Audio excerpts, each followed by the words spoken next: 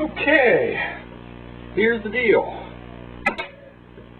We're going to work on this particular carburetor because it's got a warped flange. The reason I can tell it has a warped flange is when I put a straight edge on it like this, I can see a considerable amount of light when I put it up in the air. You can't see it from where you are, but any kind of straight edge, just hold it across, look through it. If you see a big gap, you got a problem. Let's get rid of this. Alright, we also have a flat piece of glass, piece of fine sandpaper. Usually anything between 300 and 400 works pretty well. This is 320. What you want to do is use some spray glue, spray the back.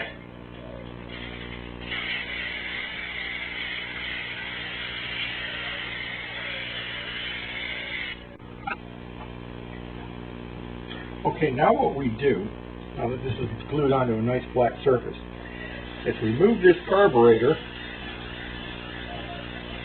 in semicircular motions like you see here. You want to make sure that you keep this square to the glass, don't tilt it.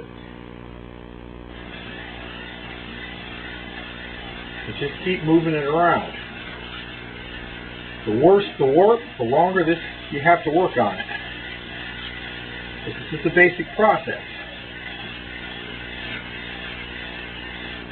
Periodically you want to turn it up and take a look at it here, and then just keep working at it. What you're looking at, what you want to find is that the surface is completely cut. If you see dark spots, then you know that you still have some low things that you have to work at, so you just keep going.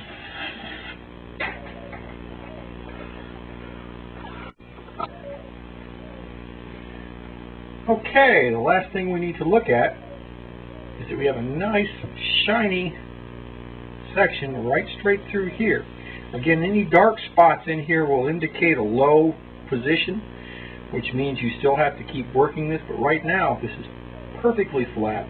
It'll seal very, very well, and all we need now is to put a new O-ring in here and we're good to go if the flange is the only issue. You ought to know something. You can use a bigger piece of glass and work on all sorts of stuff. I have actually resurfaced heads using this process. It works quite well. You just need to be careful. Do the same thing. Keep it square. Check it periodically. Hey, works.